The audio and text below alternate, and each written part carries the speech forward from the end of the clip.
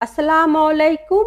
আজকের এই hot and সর স্যুপ রেসিপিটি বানানোর জন্য প্রথমে আপনাকে তৈরি করতে হবে চিকেন স্টক। আর চিকেন স্টক বানানোর জন্য পানির মধ্যে মুরগির মাংস হাড় সহ ২৫ মিনিট জাল দিবেন, তাহলেই হয়ে যাবে চিকেন স্টক। তারপর ওই মাংস হাড় সহ ফেলে দিবেন।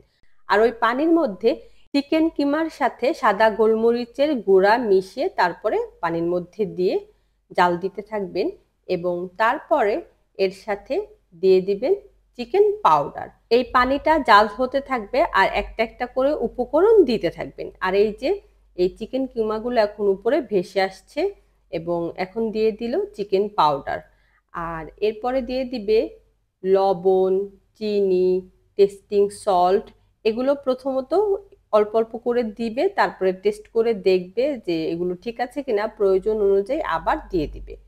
তো আজকে হচ্ছে আমি আপনাদেরকে পরিমাণটা বলে দিচ্ছি না, আরেকটা ভিডিওতে অল্প করে যখন বানিয়ে আমি বাসায় বানিয়ে দেখাবো তখন বলে দিব।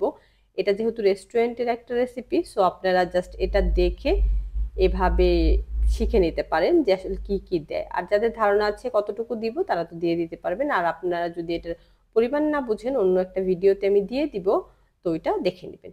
তো তারপরে দিয়ে দিয়েছে টমেটো সস এবং এখন দিচ্ছে সুইট কর্ন। ওইটা হচ্ছে হালকা করে একটু ব্লেন্ড করে নিয়েছে, মানে একদম ব্লেন্ড করে হচ্ছে এটাকে একদম পেস্ট করে ফেলে না, এটা হচ্ছে দানা দানা রেখেছে। তো দানা দানা যে একটু হালকা ব্লেন্ড করে তারপর ওইটা এখন দিয়ে দিয়েছে। আর এখন দিচ্ছে চিলি সস।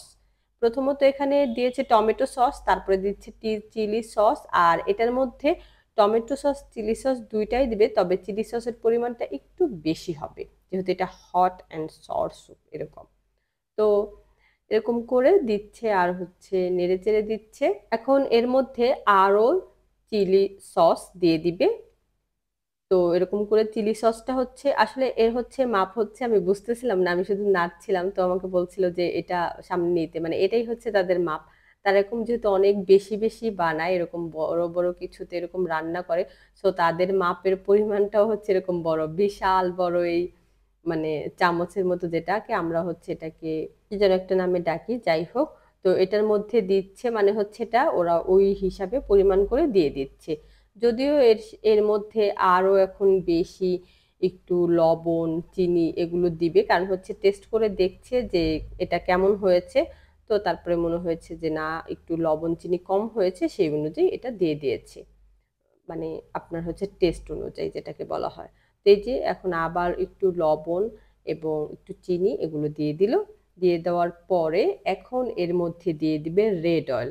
আর এই রেড অয়েল হচ্ছে মূলত মানে সয়াবিন তেলের সাথে তারপর শুকনো মরিচ জাল করে ওইটা সারা রাত রেখে দেয়, সকাল বেলাতে করে কি ওই শুকনো মরিচটা একদম নিচে পড়ে যায়, আর উপরে যে লাল তেলটা থাকে ওইটাই হচ্ছে রেড অয়েল, ওইটাই এখানে দিয়ে দিয়েছে।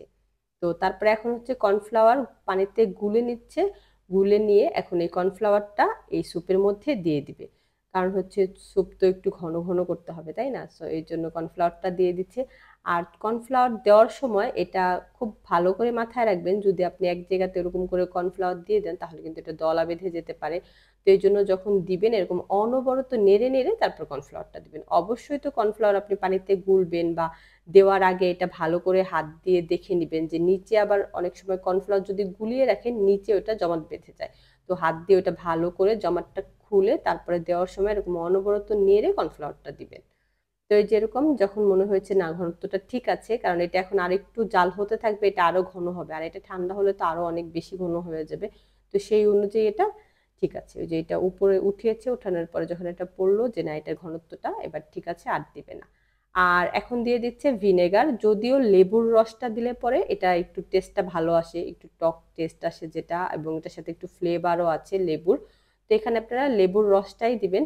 যেহেতু লেবুর রস ওই দিনকে ছিল না পর্যাপ্ত পরিমাণে, তাই এখানে ভিনেগারটা দিয়েছি, কিন্তু আপনারা অবশ্যই লেবুর রস দিবেন।